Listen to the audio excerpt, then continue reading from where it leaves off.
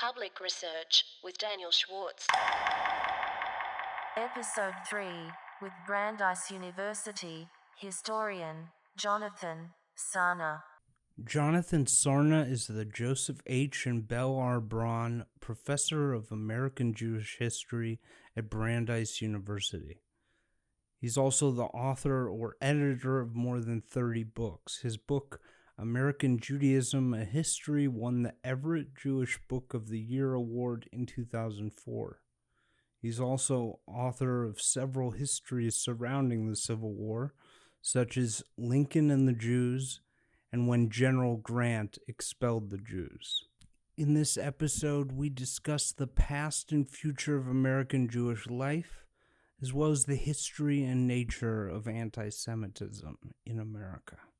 When people think about the history of racism, anti-Semitism, different types of bigotry, I think there's this assumption that it's sort of linear, that it must have been worse in 1776 than it was in 1877. Is this true when it comes to anti-Semitism in America?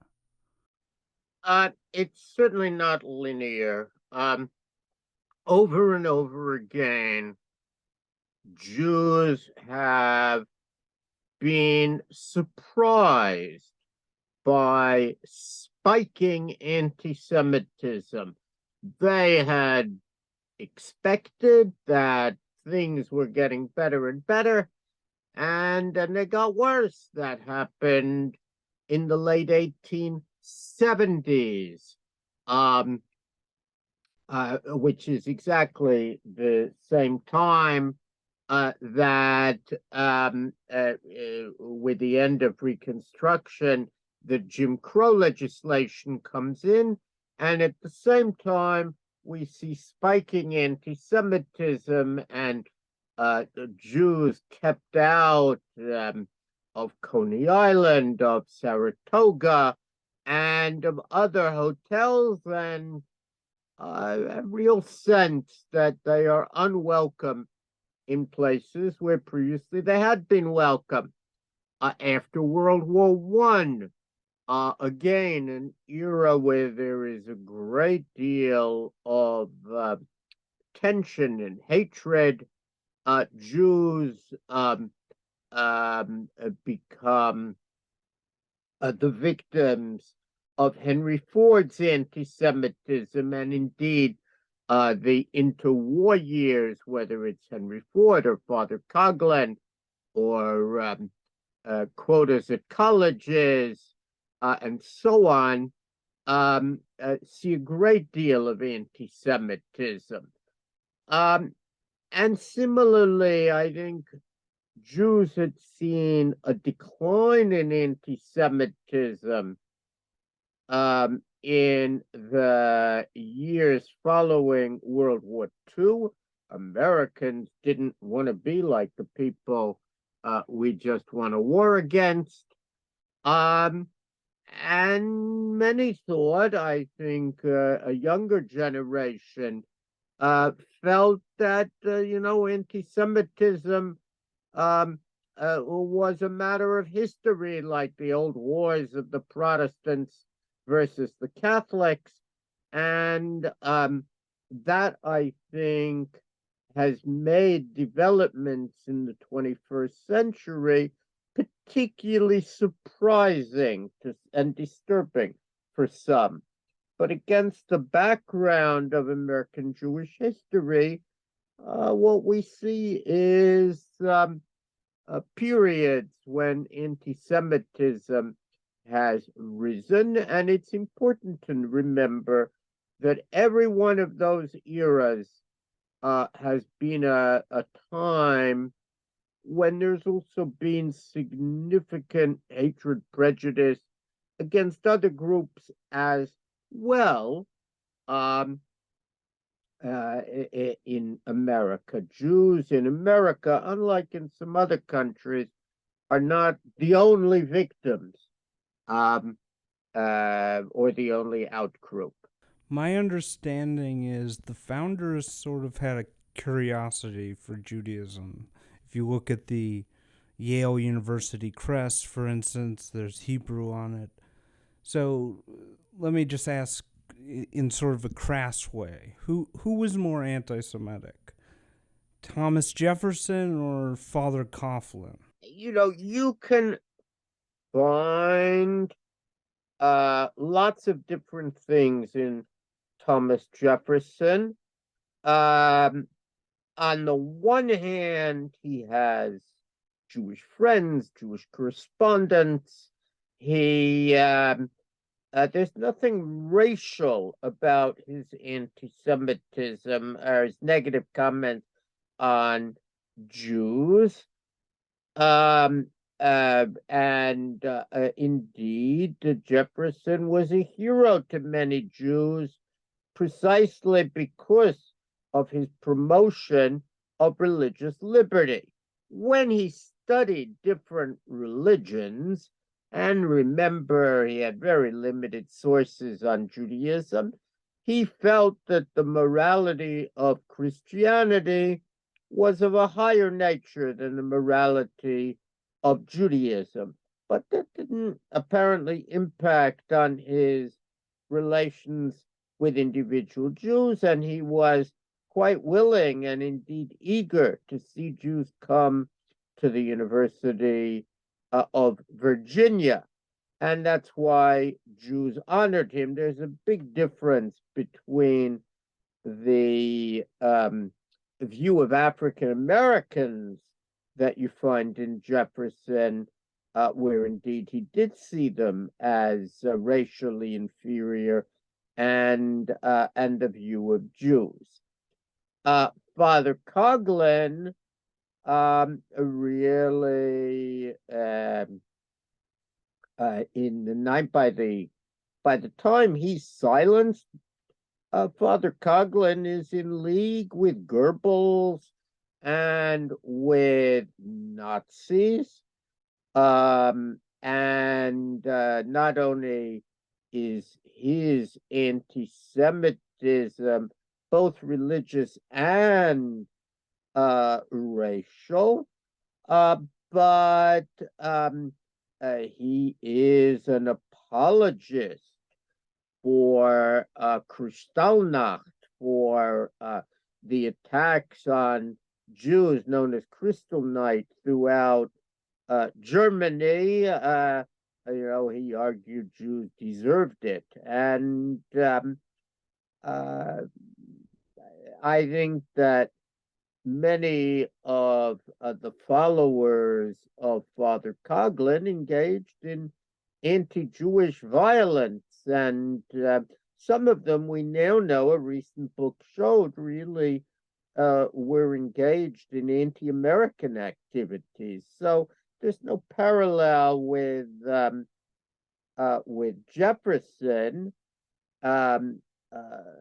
who was a thinker way ahead of his time, and truly a believer, as few were, that the multiplicity of religions, that religious liberty would be good for religion.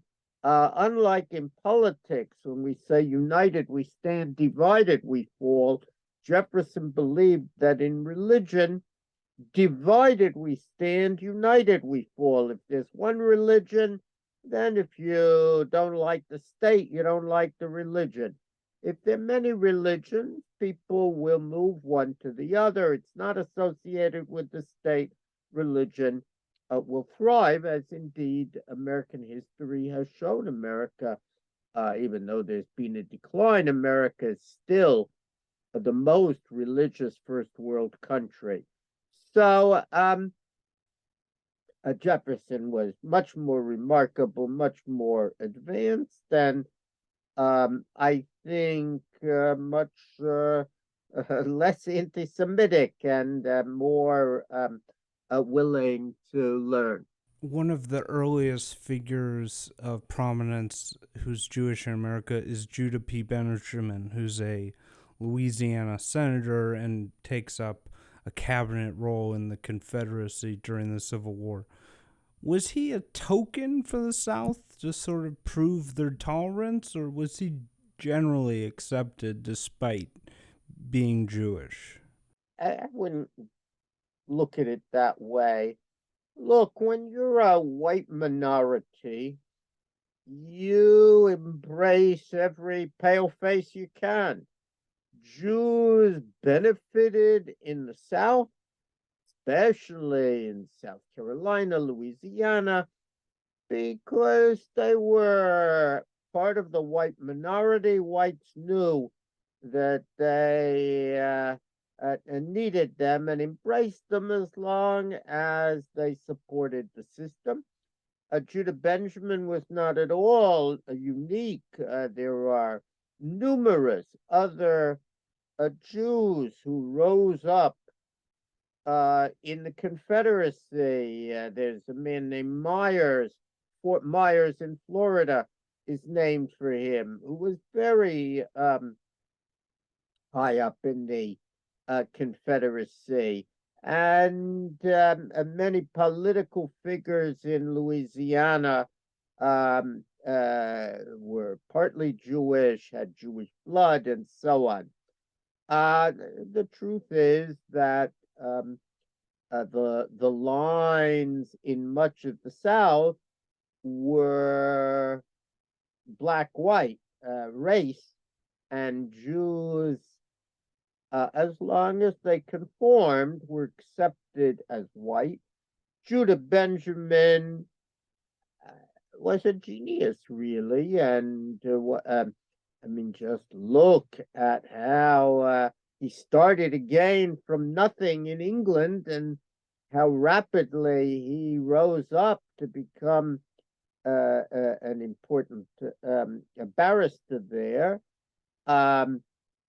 Obviously, one may be appalled by his views on slavery, but I think that although he's no question that he suffered from anti-Semitism, but I think that Benjamin was accepted really on the basis of his merit, and we now know that he was a very close to the leaders of the Confederacy. So and clever enough that almost uniquely he was able to escape after the fall of Appomattox when so many of the others were not. I don't want to generalize because I think that would be wrong. But given how many prominent anti Semites in America have been Catholic, whether it's Father Coughlin or today, if you look at somebody like Nick Fuentes, generally, who has been more anti Semitic in America, Protestants or Catholics, could you say? Well, I mean, look, since Vatican II, the official church has been very close to Jews. Look at the current Pope. And in many ways, the Catholic Church is an example of how institutions can change much more than Jews expected them to. And it's really a remarkable story. Almost every Catholic college in America today has Jewish studies and often hires Jews, not converts, but Jews to occupy positions. I think within the Black Hebrew, Black Israelite community, there are some, not all, but there are some strands there which are deeply anti-Semitic, so much so that they argue that Jews are not really Jews, and that Jews had been replaced and so on. And Kanye West seems to reflect that. The right-wing Catholic community again is complicated. Anyone who reads First Things can see great respect in First Things for especially Orthodox Jews, and there are many parallels, even in terms of respect for law and tradition. But we are certainly seeing and have long known that there are also right-wing Catholics who have a kind of traditional pre-Vatican II anti-Semitic stance, and we've seen some of that as well. But when you compare leading Catholics today with the Catholic Church pre-Vatican II, I think most people are impressed by the differences, not the similarities.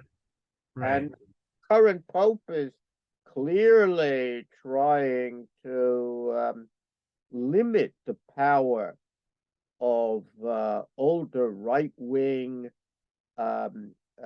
Catholics in various places. Right. And feel free to just decline to answer this because we don't want to, sometimes it's not worthy to give attention to these people. But I wonder, as a real historian of Jewish history, what you make of the fact that so many sort of obsessive anti-Semites like to almost cast themselves as, they sort of present themselves as I'm giving you the true history of the Jews. I mentioned that this Catholic guy, E. Michael Jones. Do you have any thoughts on that variety, or you can decline if you want? No, I mean, I think that one of the saddest developments of really the last few decades has been a kind of relativism. I have my truth, you have your truth, that everybody's entitled to their own facts. Once that happens, then indeed it's easy to substitute, one set of facts for another. And unwittingly, I think even the 1619 Project has encouraged that sense, history is not what you imagine, rather than complicating history and saying, as they should have said, you talked about freedom and there was slavery. It tried to replace one narrative, an uplifting narrative of freedom, with another narrative of slavery. And that encouraged other people, I think, to say, I got, a new narrative, and mine is just as good, if not better than yours, and you should accept it. Once upon a time, people used footnotes, and there was a sense, this was in tension with that, and this was the majority view, this was the minority view, and paradoxically, people believe both this and that. That, of course, is a more accurate way of viewing the past, and it's tragic that both on the left and on the right, the battleground over history has meant that rather than research, history has become subject to polemics. As a historian of Jewish American history, I think it's probably just a fact of life that you have to pay attention to the history of anti-Semitism as well. I'm curious, how much of it have you consumed? Something like the Spotlight, which was an anti-Semitic newspaper for many decades. Have you read that? How much of it have you consumed? I mean, I happen to teach the course at Brandeis University on American anti-Semitism, and so I've tried to keep myself informed on the subject. But it's important, and I think you're suggesting that important to remember that there is a vast amount of Jewish creativity and accomplishment that is completely obscured if all you do is focus on anti-Semitism. Right. That's not only true in America, it's true worldwide. If all we focus on is the Holocaust, then you miss all of that Jewish creativity. And again, one needs a balance. Yes, Jews were victims, but at the same time, they were people who had a great civilization, and I think in America too have produced remarkable work, scholarship, thought, religion, science, and so on. And that is important not to lose sight of when one talks about American Jewry. And it's easy to lose sight of it if all you do is focus on anti Semitism. There's a lot more to American Jewish history than just the history of Jew hatred. Right. On a more positive note, are you more of a Bob Dylan guy or more of a Leonard Cohen guy? Speaking of Jewish singer songwriters. Um, look, Bob Dylan did some did a very remarkable piece on anti-Semitism. It's sad that it's not better known. Leonard Cohen was a much more knowledgeable Jew, really steeped in a Jewish spirit, and I think anybody who reads the new book on Leonard Cohen, Friedman's book on Leonard Cohen in the Yom Kippur War, will appreciate that. Leonard Cohen, people don't realize that he was a scion of one of the leading Jewish families of Canada, um, and was associated with a synagogue. So they're not quite parallel.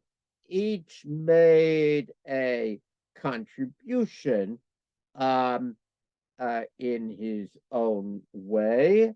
But I think that Leonard Cohen, as far as I know, and I don't want to pretend to be more knowledgeable this realm than I am, but my sense is that Leonard Cohen was more steeped in the Jewish experience than Dylan. Given your special perspective on the issue for so many years, would you agree with me that anti-Semitism in America is much, much worse today than it was, say, in 2004?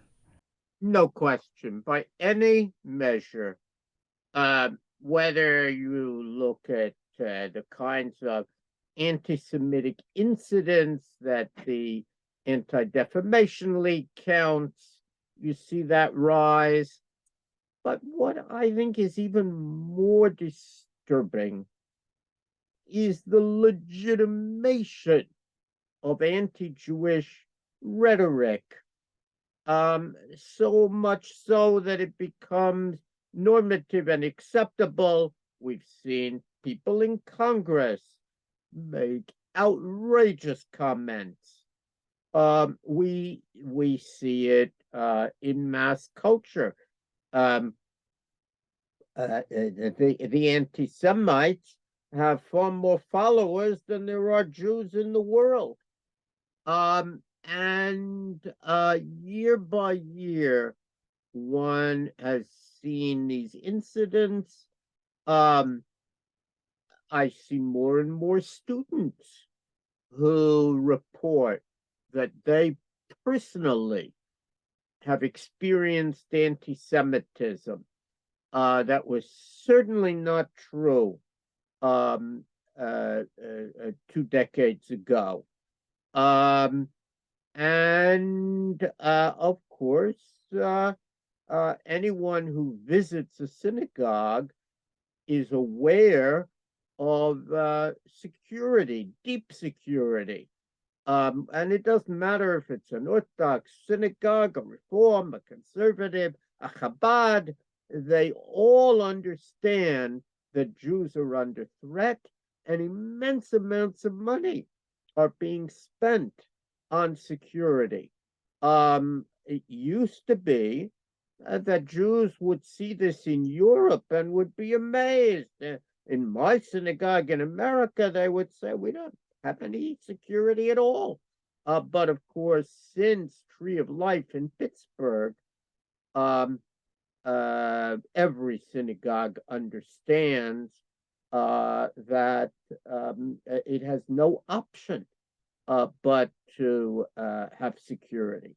So conditions for Jews have declined substantially in the 21st century, much more than anybody expected. And the belief of some in the 1990s that Jews had become white folks in America, that anti-Semitism had vanished. It was there was a book that appeared in the end of the 90s, literally with the title, The End of American Anti-Semitism. And today, of course, it's almost unimaginable that someone thought that was the case.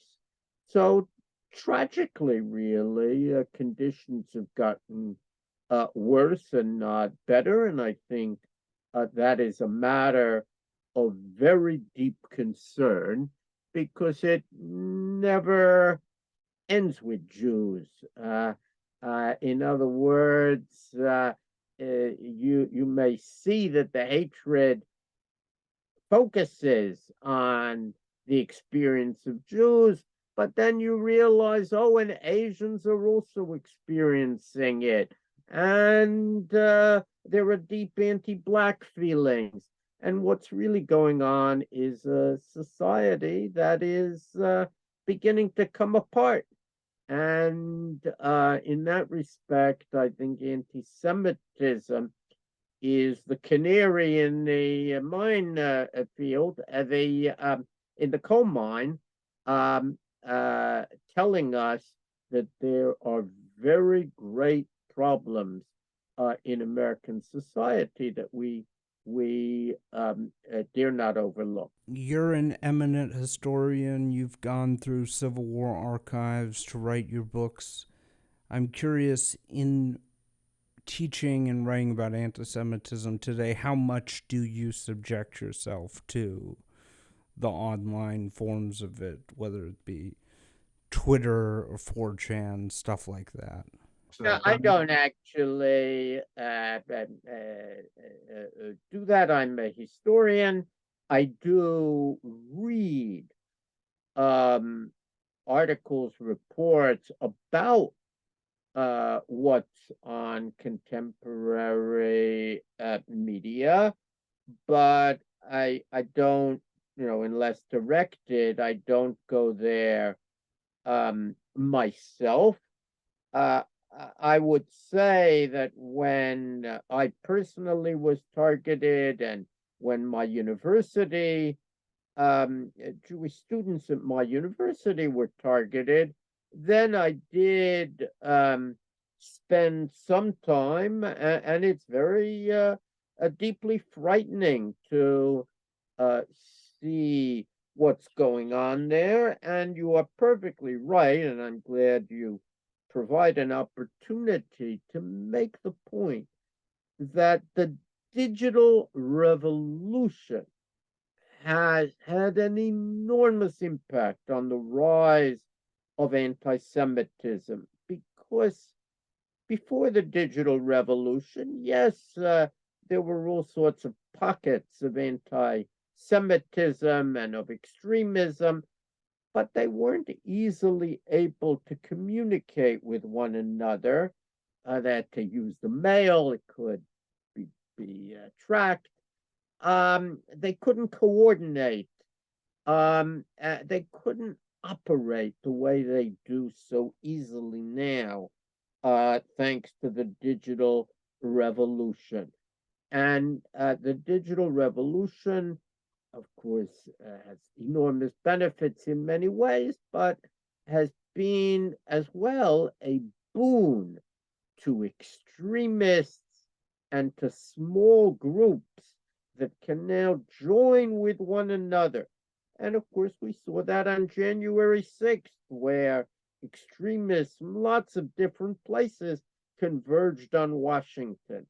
That would have been impossible prior to the communications revolution that digitization made possible. Yeah. So it's good to follow it, but it requires people with much greater expertise to follow it than I have, but maybe I have certain perspective that they don't have yet. Yeah, sorry. I'm just curious randomly. Have you subjected yourself to listening to Nick Fuentes, for instance? I know, of course, who he is, and I've read, I haven't listened, but I've certainly read articles that describe his views. There have certainly often been people, um, extremists in America. He's not the first, and if you say the earth is flat, people pay attention to you. If you say the world is round, they're not so impressed. But what was truly disturbing was to see someone like that having dinner with the former president of the United States. In other words, it used to be that folks like that were shunned by respectable individuals, and we looked to our political figures to tamp down extremists and hate mongers.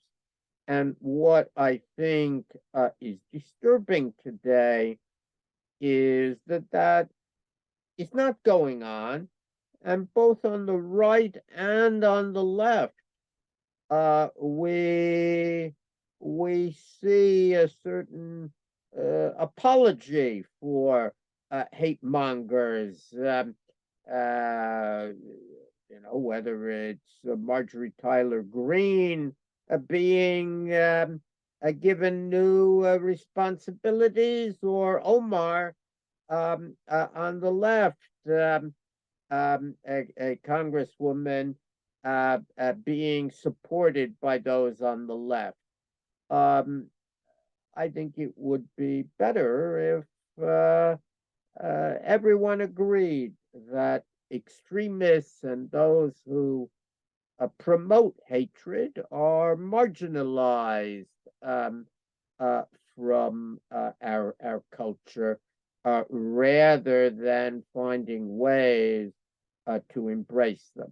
It seems to me like the far right in recent years has chosen, perhaps for demographic reasons, to emphasize anti-Semitism more than racism. They're still racist, but as far as emphasis, I mean. Do you think this is sort of part of a strategy of using it as a way to build a multicultural sort of far right today? Or what are your thoughts on that generally? It's what I said earlier. I think that in our day, anti-Semitic rhetoric has been legitimated in ways that it hadn't been before, and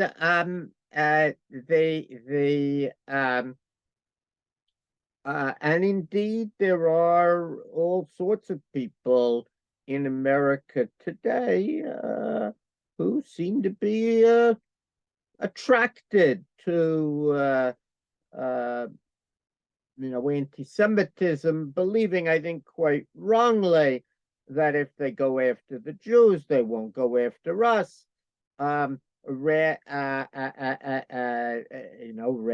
than realizing that we will share a kind of common culture, and if it's coarsened for everybody.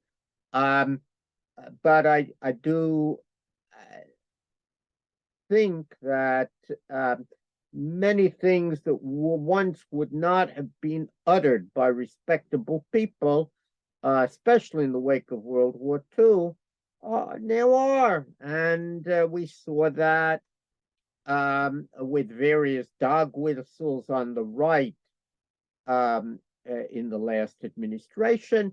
And we saw that even with Saturday Night Live, with dog whistles to people who think Jews control Hollywood, and ideas that really have their roots in the protocols of the elders of Zion of Jewish control, that one can now hear and see in respectable places. And I hope that you see that I'm really attacking both the extreme right and the extreme left, because both of them engage in anti-Semitism. Sadly, if one calls out one side, people, say, how come you're not talking about anti-Semitism here and there? The right doesn't see it on the left doesn't see it on the right. But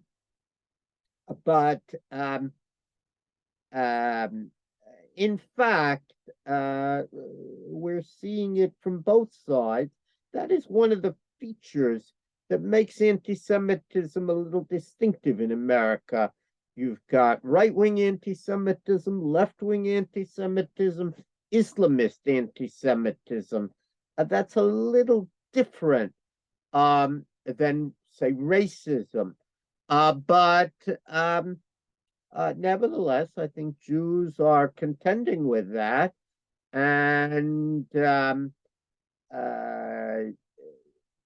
while it's difficult to say whether what you're seeing in Brooklyn, where it tends to be people on the left and African Americans, or whether you're confronting right-wing extremists, which is worse, the fact of the matter is that we're seeing attacks upon Jews from various directions in a way that would not have been the case, and would not even have been predicted a generation ago. I was curious if Gallup came to you and said, we have $30 million and we want to do a poll on anti-Semitism. What questions would you ask? Would you ask a proxy question to get at underlying beliefs, or what would be your strategy? I, as a historian, I like to learn from past wisdom. Both Gallup, but also the ADL, has a lot of wisdom on that subject, on questions that they have asked as proxies, some of which I think they later felt were not good questions, but I wouldn't start as if no one had ever thought of that problem Right. before. No, of course. Right. I would, and the advantage of looking at earlier questions is it allows a certain comparability over time. If I'm right that there are ideas today that you didn't have before, you want to be asking that. There have been in the last year, I think, 3 studies that have crossed my desk, all of which suggest that Gen Z knows less about the Holocaust and is somewhat less believing of the Holocaust than their predecessors. And that's understandable. There are fewer and fewer survivors. Earlier generations grew up meeting them. Now that's harder. And it seems to me that there may well be a relationship there. We've seen just recently in respectable journals, oh, Jews don't have a monopoly on persecution. We don't want to hear more about the Jewish persecution. That's all part of the same, I think, a kind of trope that the Shoah doesn't have the impact on American society in 2023 that it had, let's say, in 1973. And I think your questions ought to ask that and see if there is a relationship there. We've invested a lot, and there are a bunch of states that mandate the teaching of the Holocaust, but it's not clear to me what impact it's had, and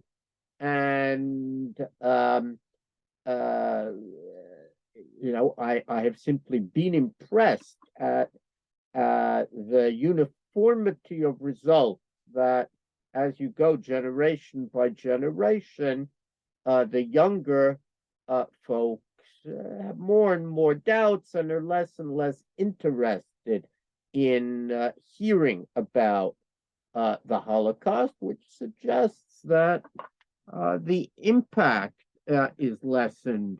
In the 1960s, there were things you didn't say because we just fought a war against them. And, everywhere you had soldiers who said, oh, that's just what the Nazis said. You must be un-American. Right. Today, that doesn't seem to be the case. If you look at anti-Semites online today, you see a reoccurring emphasis on this concept that Jews are using mass immigration as some kind of nefarious plot. Do you think Jews are going to be sort of the whipping boy over people's fears about changing demographics?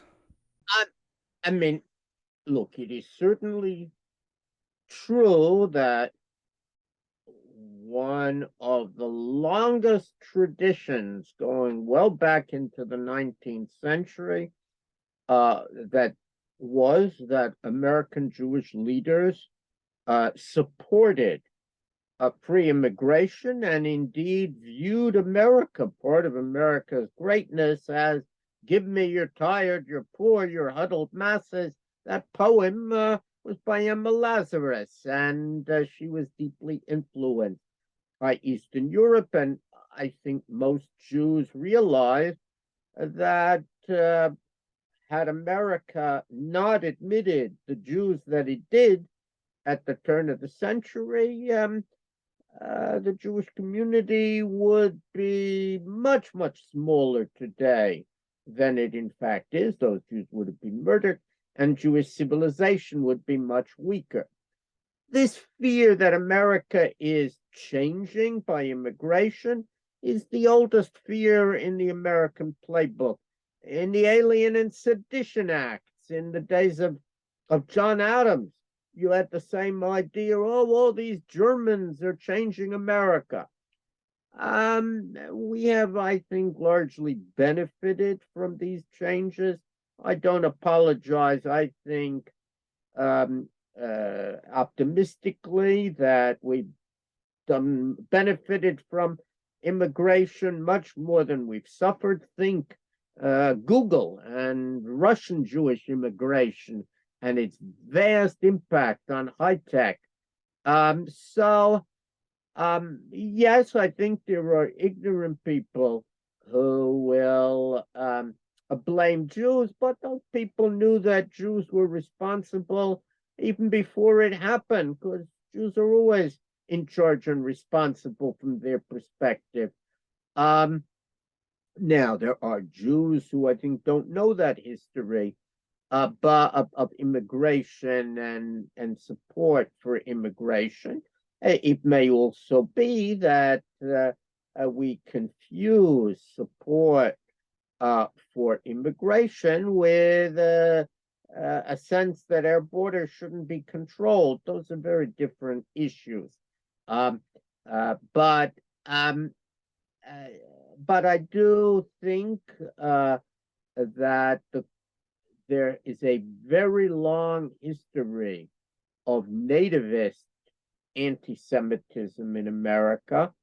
Long before 1965, the nativists who wanted no immigrants were often people who wanted no Jews. They felt Jews were the agents of change. And you can see even Harry Truman railing against people who wouldn't admit Holocaust refugees into America because of fear that it would change the country. History has time and again proved those folks wrong. And, I think Jews can take great pride in their support of immigration.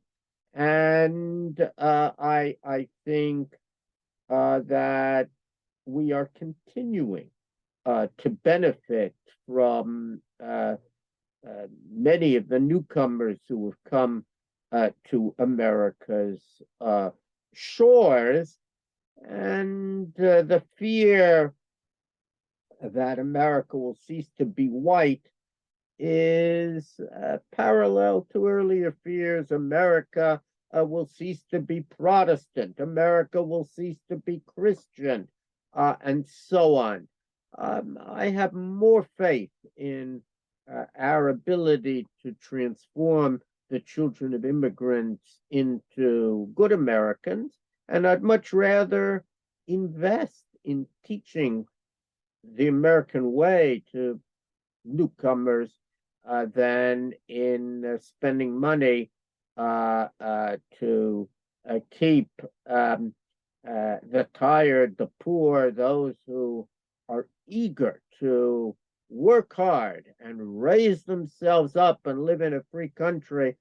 Why should we spend money to keep them out? Those are the kinds of people we want to bring in, and historically, every American is a descendant from immigrants, except maybe Native American Indians.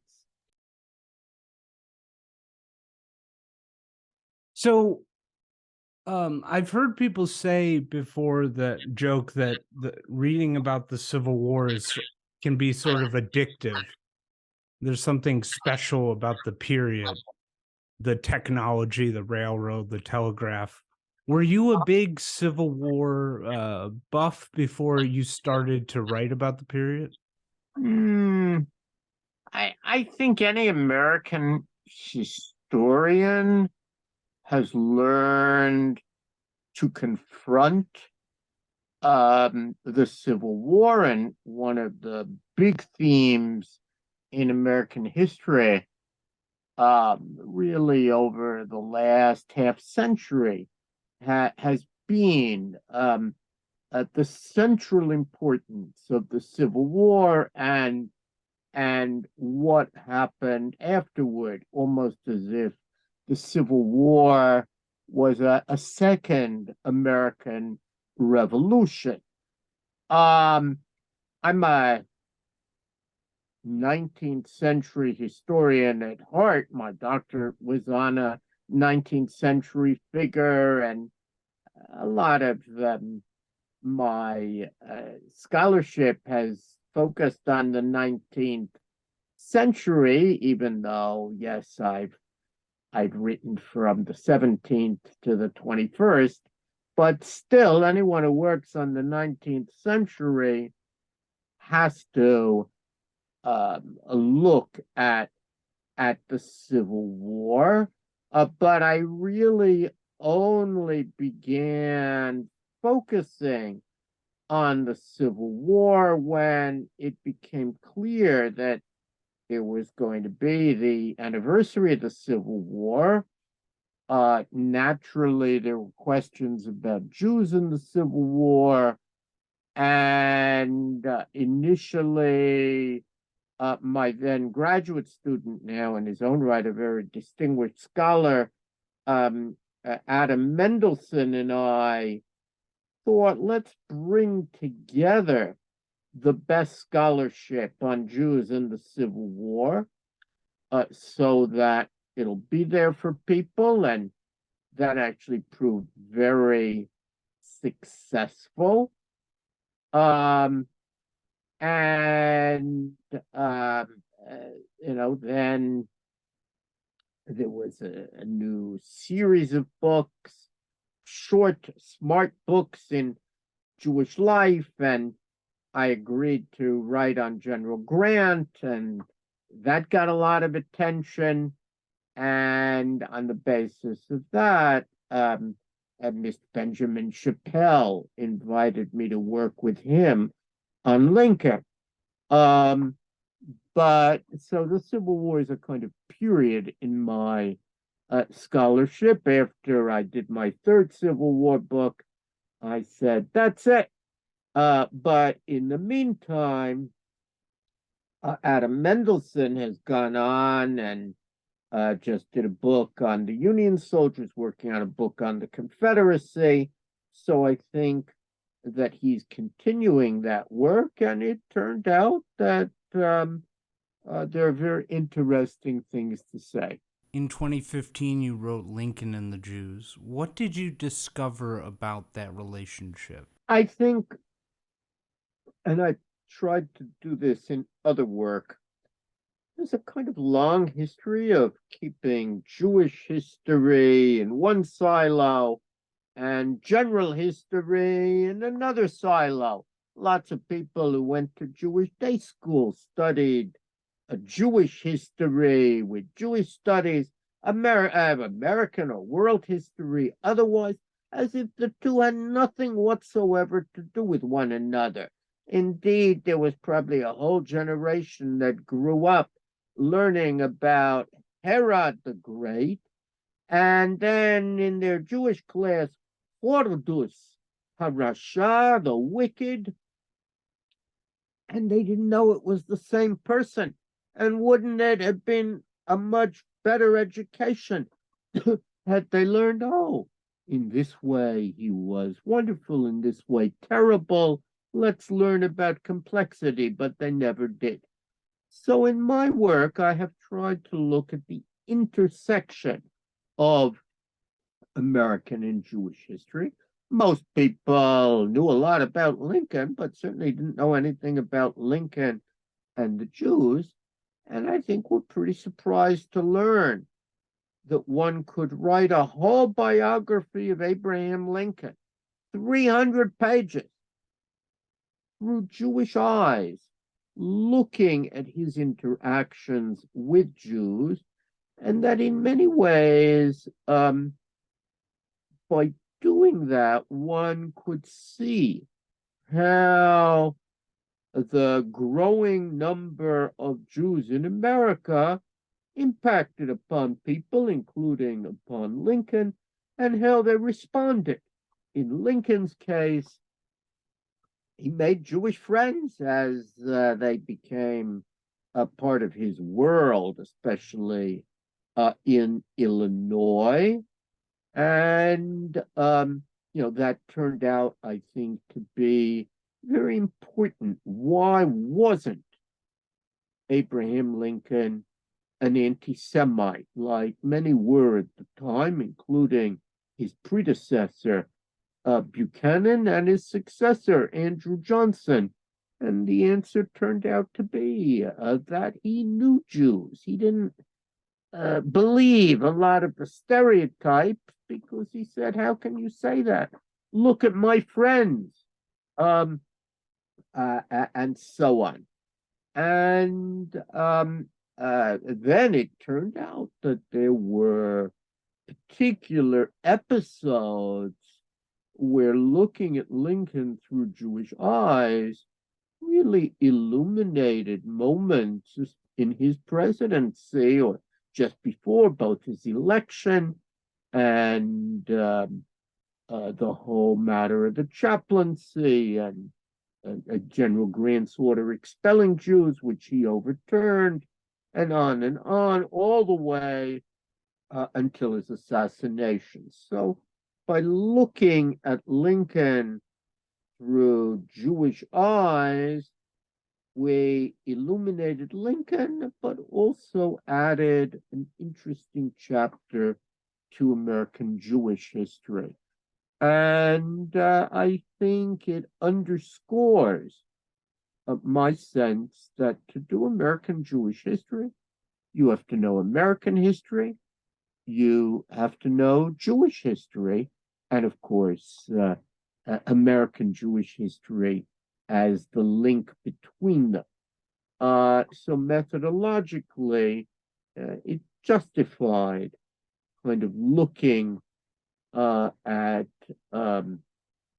American Jewish history through the method that I have adopted through much of my career. When Lincoln was born, there were only 3,000 Jews in America. By the time of his assassination, there were 150,000. Well, I found it interesting in a talk you gave at the National Archive. You mentioned that even with such a small Jewish population, Lincoln was still receiving letters when he was president saying the Jews are controlling the country. Really, that's really amazing. Because these stereotypes, of course, they long predate America. Many Americans in that period were immigrants, and they brought with them all sorts of stereotypes. And of course, we now think of Shakespeare. You can have anti-Semitism really without Jews. And, people who talk about Jews but know nothing about them. Jewish space lasers in our day. So I think that it is quite important, and that's why I underscored the very passage you read, to realize what a difference it made in America that there were 3,000, meaning almost invisible and highly concentrated in a few cities, Jews in 1820, and then, just 40 years later, there are 150,000, and it keeps going. One might point out there were 3,000 in 1820. There were almost 3 million in 1920. So that's a very important transformation, and it it moves Jews from invisibility to really visibility. I think many people don't appreciate what a huge change took place. It's not unique, I think, in the 1960s. It was very difficult to find a Muslim in America, and look how many there are today. And similarly, America is adapting. America has had, even in their day, great immigration of non-Christians, often non-whites, and for some, this generates great anxiety, white genocide, and for others, it suggests simply adaptation. And there are these new people I can get to know and learn from. And Lincoln was certainly in the second category. Your other book surrounding the Civil War, When General Grant Expelled the Jews, very interesting. I want you to sort of explain what the book is about, but also I'm very curious about Grant. This is so cinematic. Grant's father and his role in the story. I mean, basically, and this was very important, not only in 1862, but when Grant ran for president, it turned out that this was a big issue. So here was a case of a whole episode that really had been forgotten. In very end of 1862, Ulysses S. Grant, not yet a general of the entire army, but a very significant area, is controlled by Grant, the whole Tennessee army. And Grant, who is deeply worried about smuggling, expels Jews from his war zone.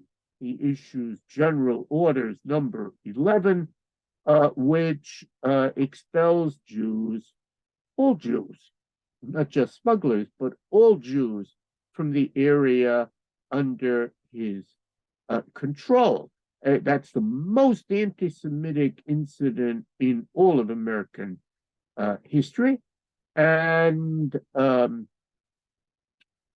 had the order not been revoked by Abraham Lincoln as soon as he heard of it, the whole history of America would have been different. And we'd look at it, just one other country where Jews can be expelled and have to leave and so on. I was very interested in how this happened, what happened. I guess I was also interested in why more Jews hadn't been expelled. In other words, we had the order, but we didn't have too many Jews who actually reported that they had to get up and leave. There were some, but Memphis had a big Jewish community and you didn't have it there. So it was of great interest to me. And as one began researching, one realized and learned that not only was Ulysses S. Grant deeply concerned about smuggling, but in the Civil War, a lot of people used the word Jew as almost a synonym for smuggling. All smugglers were Jews, whether they were Jewish or not. Just like, I don't know, people use the word gypsy for all sorts of gypsy cab doesn't today mean, it's an ugly term, but doesn't necessarily mean someone who is literally one of the Roma people. And so it was in the Civil War. Now, it then turned out that Ulysses S. Grant's own father had cooked up a deal with the Macs in Cincinnati, who were clothiers and clothing manufacturers. They, of course, needed cotton. And Ulysses S. Grant's father thought, well, I can use my son and I'll be able to get cotton from the south to the north, and they'll give me a big percentage of the profits, which were enormous. It didn't work out that way. Ulysses figured out that his own father, he felt, had been tricked by Jews. There's no evidence it was tricked, but his own father was in cahoots with Jews to smuggle cotton. And in a sense, instead of expelling his father, he expelled the Jews. It, in other words, reinforced all of his stereotypes about Jews and their connection to smuggling. He believed if you would stop smuggling, the South, the South's economy would collapse. I mean, to continue the story, eventually, one of the Jews who actually was expelled makes his way to Washington and goes in to see Abraham Lincoln. Abraham Lincoln, this too was a puzzle to me until I realized that because of a battle, the telegraph lines had been cut. So Abraham Lincoln knew nothing about this order. No copy of the order had reached Washington. And when he saw the order, he instantly overturns it. And we have actually the telegram from General Grant as saying that by order of the president, my order is superseded and overturned.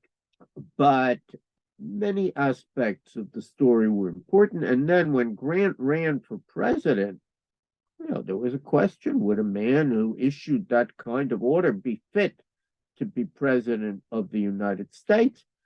And it turned out that Ulysses S. Grant really spent the rest of his life trying to prove that he was not prejudiced, that order didn't reflect who he really was, and in order to do that, time and again, as president, and even after he was president, he went to bat for Jews.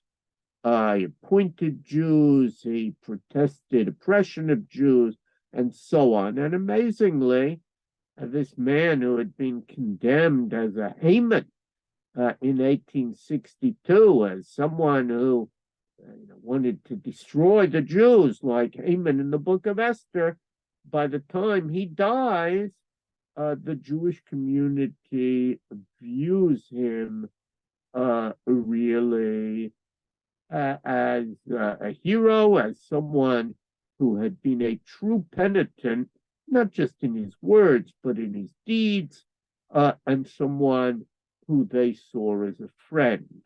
And that, to my mind, really is a great American story. There aren't many parallels where you see a great figure who really does that kind of 180-degree turn, admits a mistake. We don't have it from the Tsar Nicholas or from King Ferdinand in Spain, but we do have it from Ulysses S. Grant, who apologized and proved by his actions that it wasn't him. And so that's the story in a nutshell. And Lincoln has sort of remarkable words when he overturns it, right? Yeah, I wish Spielberg had used those words in his great movie on Lincoln. He doesn't like to see a whole group condemned on account of a few sinners. And that, in a nutshell, is the essence of prejudice that Lincoln has identified when we judge an entire group by its worst members, by the action of its worst members. And Lincoln, in that moment, really illustrated that this was not something that he was prepared to see, even in wartime, and overturned the order. If you had to come up with the Mount Rushmore of American Jews, like a gun to your head, who would be on it? Would it be like Rabbi Wise, Larry David? who Larry David? Look, I don't. I think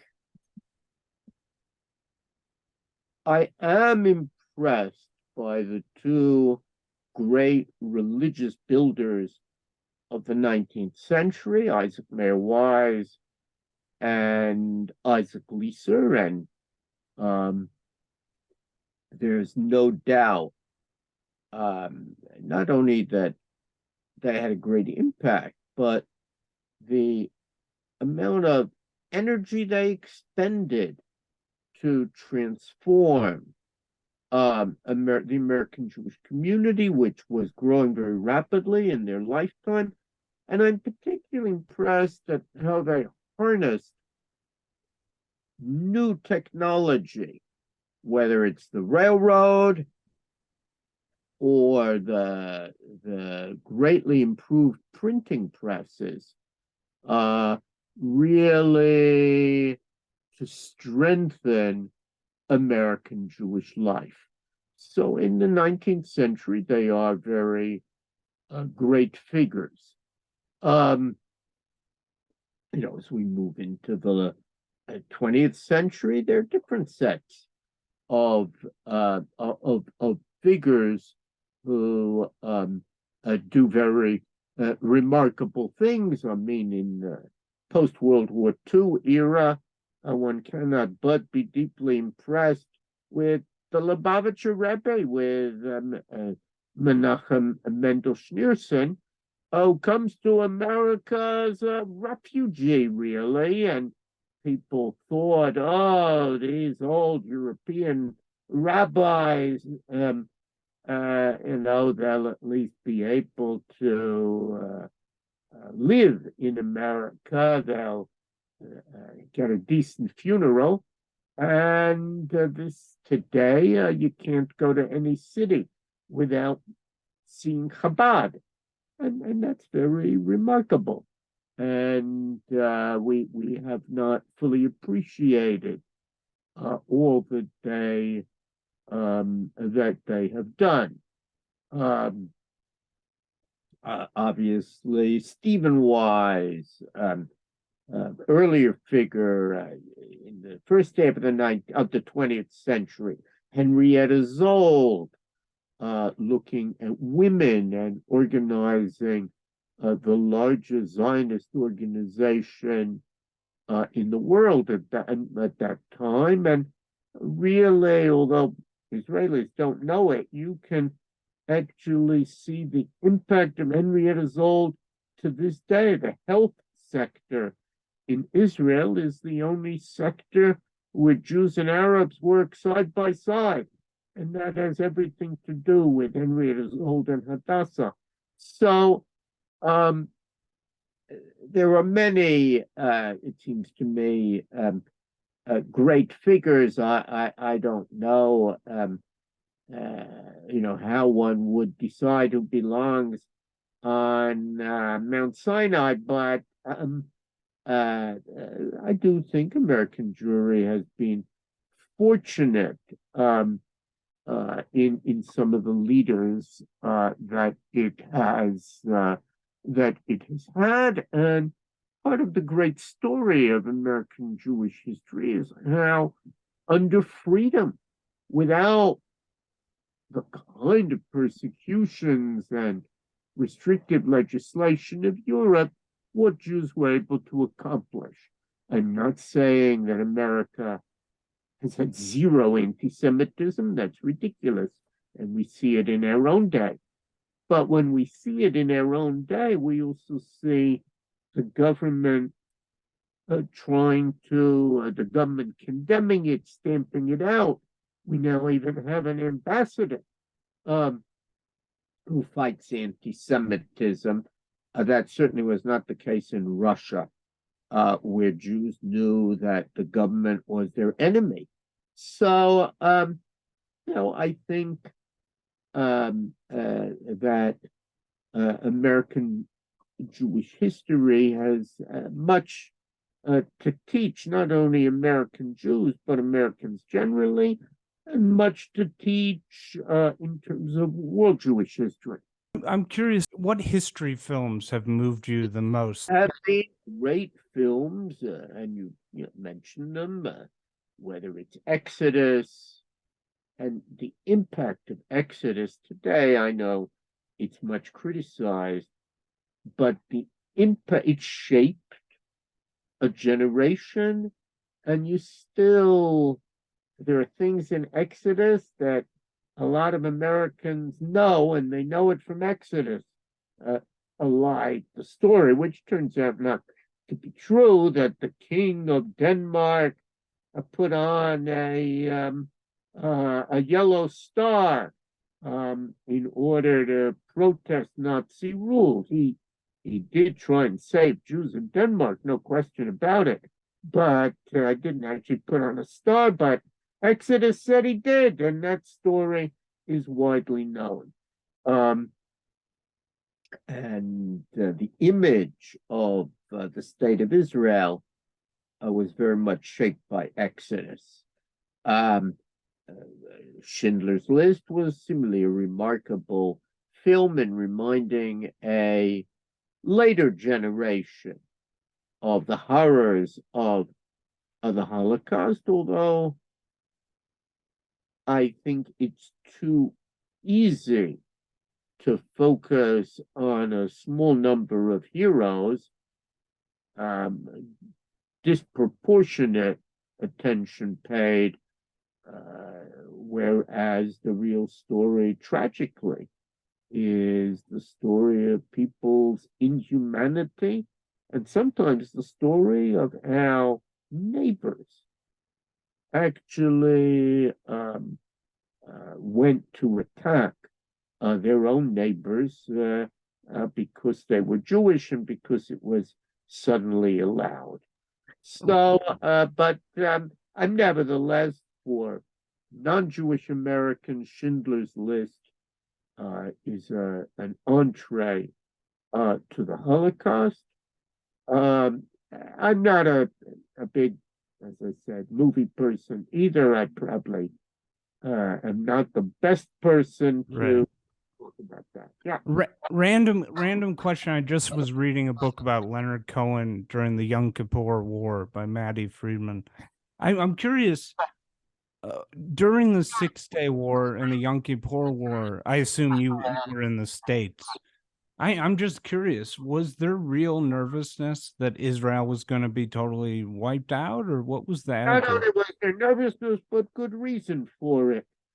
In the eve of the 6-Day War, I remember it well because we had relatives in Israel, and the fear of my parents. And we watched on television, they were digging graves, knowing what would happen. The closest thing to a miracle that as a child I ever saw was when we moved from the dark mood of late May 1967, and then on June 5th, 1967, began hearing of the 6-Day War and the liberation of Jerusalem and so on. No young person today can appreciate what it felt like to just 20 years after the end of World War II to think that the Jewish state would be wiped out, and the surrounding Arab states promised to do just that, to drive Israel into the sea. And I remember watching the UN, and it was debates, and it was stated quite openly. And of course, we now know that in the Yom Kippur War, it almost happened. It was a surprise attack against Israel. Golda Meir, who never recovered really from that, thought that the Jewish state might be finished. Moshe Dayan worried. Had it not been for the genius of a man who had done many bad things before and after, but at that moment, he was amazing, and that's Ariel Sharon. Had it not been for Ariel Sharon, I don't know what would have happened. But again, I remember vividly as a teenager the Yom Kippur War and the sense of depression for weeks as we heard of Jews killed and friends of theirs killed, wounded, and worried what would happen in the end. So I think those who only know of a powerful Israel, first world country, atomic weapons, pummeling its neighbors, have no conception of what it was like in 1967 and 73. And of course, the sense among Israelis was, this can never happen to us again. And therefore, they invested astonishing amounts, paid some of the highest taxes in the world, and built up the military to what it is today. What do you think explains, I don't want to just say Jewish intelligence, because that I don't want to stereotype, but obviously there's been a ton of Jewish intellectual achievement. And also in the dramatic arts, comedy. Lots of people have different theories about why this is. Do you have one? Look, a small diaspora people that wants to survive develops certain skills, preferably skills that they can carry with them. And Jews have long known education they can't take away. You own a lot of land, the state can seize it. But special skills, special knowledge, that helps to preserve you. And whether we're talking about the Jews or the Jains in India, it's the same thing. Certain kinds of skills, values, lessons help small minority groups to survive. They are diaspora survival strategies. And one of those survival strategies for Jews certainly was study hard, develop skills. Those are portable, and education can save you. And there are plenty of stories about that. And I think that those values are passed on one generation to the next, sometimes even if people don't realize that they were originally diaspora survival strategies. They just say, oh, well, that's when my parents raised me, and I now raise my children the same way.